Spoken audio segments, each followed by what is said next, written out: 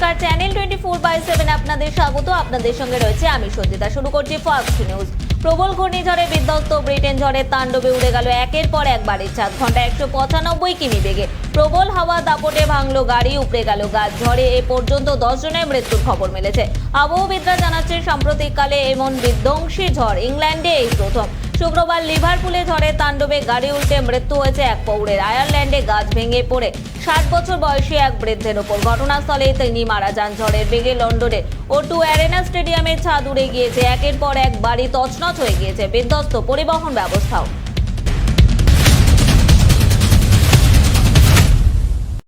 আরও একবার বেকায়দায় Donald Trump ও তার পরিবার। প্রাক্তন আমেরিকান প্রেসিডেন্টের পারিবারিক ব্যবসায় জালিয়াতির অভিযোগ উঠেছে একাধিকবার। এবার সেরকমই একটি মামলা তদন্তে ডোনাল্ড ট্রাম্প, তার বড় ছেলে ডোনাল্ড ট্রাম্প জুনিয়র এবং ট্রাম্প কন্যা ইভাঙ্কা ট্রাম্পকে সাক্ষ্য দিতে হবে বলে জানান আমেরিকার এক আদালত। গত জানুয়ারি মাসে নিউ ইয়র্কের অ্যাটর্নি জেনারেল লেটিসিয়া জেমস জানিয়েছেন, তদন্তে তিনি দেখেছেন ট্রাম্পের সংস্থা ঋণ পাওয়ার ক্ষেত্রে কোনো সম্পত্তির অতিরিক্ত মূল্য দেখিয়েছে, আবার সেই সম্পত্তিটির দাম কম দেখিয়ে আয়করে ছাড় পেয়েছে।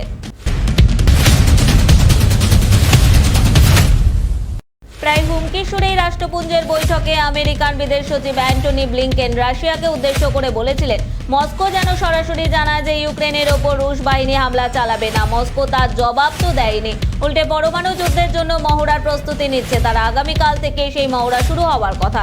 ইউক্রেন সীমান্তে উত্তেজনার আবহে রাশিয়ার এই সিদ্ধান্ত পরিস্থিতি আরও জটিল করবে বলে মত পশ্চিমী দেশগুলোর। তবে রুশ বিদেশ মন্ত্রক সেই দাবি উড়িয়ে দিয়েছে।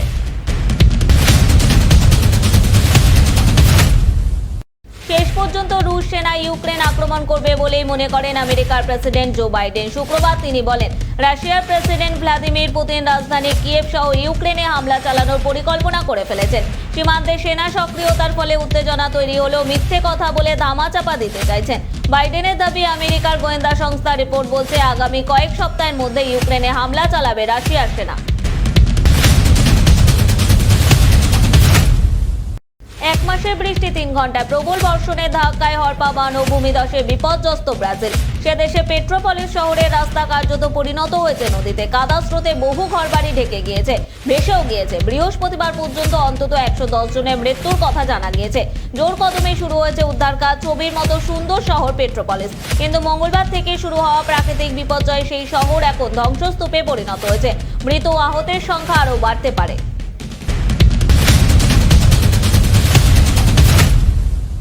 গায়ের জোরে দেশ দখল করলেও তিব্বতীদের মন জয় করতে পারেনি চীন। স্বাধীনতার দাবিতে বৌদ্ধ ভিক্ষুকদের গায়ে আগুন দেওয়ার ছবি আজও গায়ে কাটা দেয়। তাই বিদ্রোহের আশঙ্কায় এবার তিব্বতের যাযাবর গোষ্ঠীর ওপর ভয়াবহ অত্যাচার শুরু করেছে লাল চীন।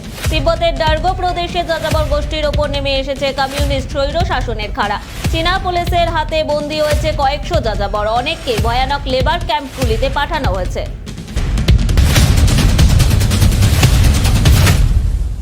বেশিরভাগ দেশ কোভিড নিয়ে কড়াকড়ি কমিয়ে দিয়েছে। ইউরোপের বহু দেশ সম্পূর্ণভাবেই করোনা বিধি প্রত্যাহার করার পথে।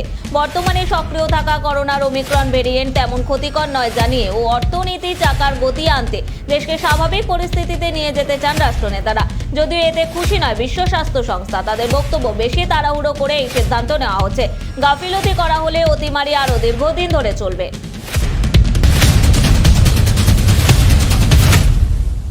ওমিক্রন সহ করোনার নানা স্ট্রেনের দাপট কাটিয়ে ধীরে ধীরে সুস্থতার পথে দেশ। গত 24 ঘন্টায় যেমন 14% কমল সংক্রমণের হার। শনিবার স্বাস্থ্য ও পরিবার কল্যাণ মন্ত্রকের দেওয়া তথ্য অনুযায়ী গত 24 ঘন্টায় দেশে করোনা আক্রান্ত হয়েছেন 22,270 জন।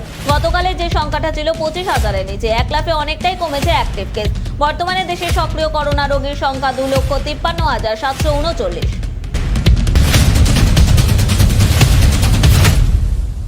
রক্তপাত অব্যাহত জম্মু কাশ্মীরে। শনিবার সকালে সেনা জঙ্গি গুলির লড়াইয়ে সেখানে এক জঙ্গির মৃত্যুর খবর পাওয়া গিয়েছে। জঙ্গিরা লুকিয়ে রয়েছে খবর পেয়ে শনিবার সকালে শোপিয়ানে জাইনোপুরা এলাকায় চের মার্গে হানা দেয় সেনা। তল্লাশি অভিযান চলাকালীন শুরু হয় গুলির লড়াই। ইতিমধ্যে এক জঙ্গির মৃত্যু হয়েছে। এই সপ্তাহের শুরুতে দ্য রেজিস্ট্যান্স ফ্রন্ট TRF এর 4 সদস্যকে শ্রীনগর থেকে গ্রেফতার করা হয়। তারপরই এই গুলির লড়াইয়ের ঘটনা।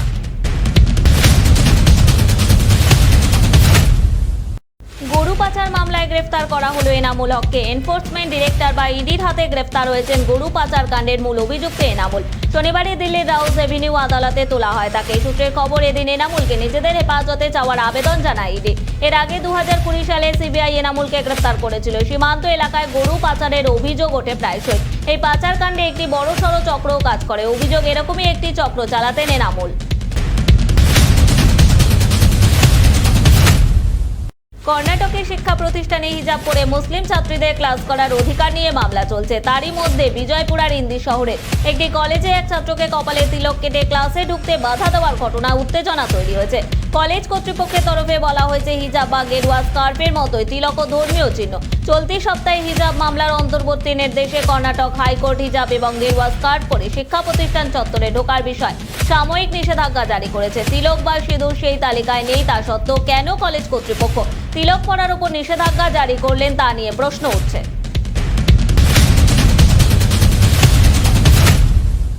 ভারতের অনূর্ধ্ব-19 বিশ্বকাপ জয়ের পেছনে বড় ভূমিকা ছিল রাজবর্ধন হাঙ্গার গেকড়ের। সেই তরুণ অলরাউন্ডারের বিরুদ্ধে বয়স বাড়ানোর অভিযোগ তুলল মহারাষ্ট্রের ক্রীড়া মন্ত্রক। সেই নিয়ে বিসিসিআই এর সচিব জয় শাহকে চিঠি দিয়েছে তারা। মহারাষ্ট্রের ক্রীড়া এবং যুব কল্যাণ আধিকারিক ওম প্রকাশ বাকরিয়া চিঠিতে লেখেন, রাজবর্ধন যা করেছে তা খেলার নীতি বিরুদ্ধ। খেলার স্বচ্ছতা নষ্ট করেছে এবং দেশের সম্মান নষ্ট হতে পারে। সে কারণে নিয়ম অনুযায়ী ব্যবস্থা নেওয়ার অনুরোধ করা হচ্ছে।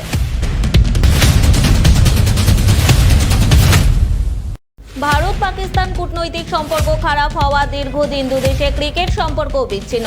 আইসিসি বা এসিসির বহুদলীয় প্রতিযোগিতা ছাড়া মুখোমুখি হয় না দুদেশ। তবু অবাধ্য আবেগ মানে না কাঁটাতারের বাধা। ক্রিকেটারদের জনপ্রিয়তা নির্বিঘ্নে পৌঁছে যায় সীমান্তের ওপারে। তেমনই দেখা গেল পাকিস্তান সুপার লিগের একটি খেলায়। গ্যালারিতে এক দর্শকের হাতে বিরাট কোহলির ছবি দেওয়া পোস্টার। তাতে বিরাট ভক্তের আর্জে পাকিস্তানের মাটিতে বিরাটের শতরান দেখতে চান। দুদেশের সম্পর্কে টানা পড়ে নেয় নিজের দেশে বিরাটের শতরান দেখা অনিশ্চিত।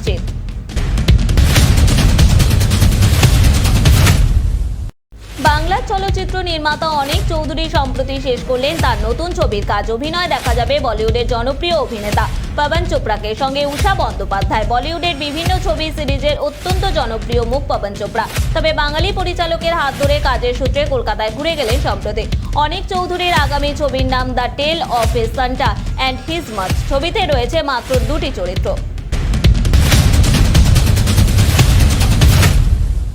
বাবা প্রকাশ পাদুকানকে নিয়ে ছবি করবেন দীপিকা পাদুকান। প্রাক্তন ব্যাডমিন্টন তারকার সাফল্য কাঙ্ক্ষিত লক্ষ্যে পৌঁছতে তার ওঠাপড়ার আখ্যানকে পর্দায় ফুটিয়ে তোলার পরিকল্পনা করছেন তার কন্যা। সম্প্রতি এক সাক্ষাৎকারে দীপিকা নিজেই একথা জানিয়েছেন।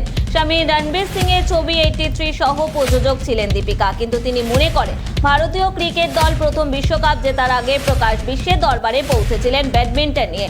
প্রকাশ কন্যার কথায়, বিশ্বকাপ জেতার আগেই বাবা ব্যাডমিন্টন নিয়ে দেশের মুখ উজ্জ্বল করেছিলেন। 1981 সালে তিনি বিশ্ব চ্যাম্পিয়নশিপ হয়েছিলেন। ফের বৃষ্টির ভূকুটি। আলিপুর আবহাওয়া দপ্তরের পূর্বাভাস, রবিবার কলকাতা সহ দক্ষিণবঙ্গের কিছু জেলায় হালকা বৃষ্টির সম্ভাবনা রয়েছে। তারপর ধীরে ধীরে তাপমাত্রা বাড়তে পারে বলে আবহাওয়া দপ্তর সূত্রে খবর। শীতের আমেজ এখনো রাজ্য জুড়ে। এখনো বাতাসে হিমেল হওয়ার পরও সেই অবস্থায় ফের আবহাওয়ার পরিবর্তন। রাজ্যে ফের বৃষ্টির ভূকুটি। শীত যাই করলেও বাতাসে হিমেল পরশ। ফের নামলো পারদ। আজ কলকাতার সর্বনিম্ন তাপমাত্রা 15.7 ডিগ্রি সেলসিয়াস, যা স্বাভাবিকের থেকে 3 ডিগ্রি কম। এর মাঝে রাজ্যে বৃষ্টির ভূকুটি। ফার্স্ট নিউজ এখনকার মতো এই পর্যন্ত। দেখতে থাকুন চ্যানেল 24/7। টিআরপি নয়, খবরের সত্যতাই আমাদের লক্ষ্য।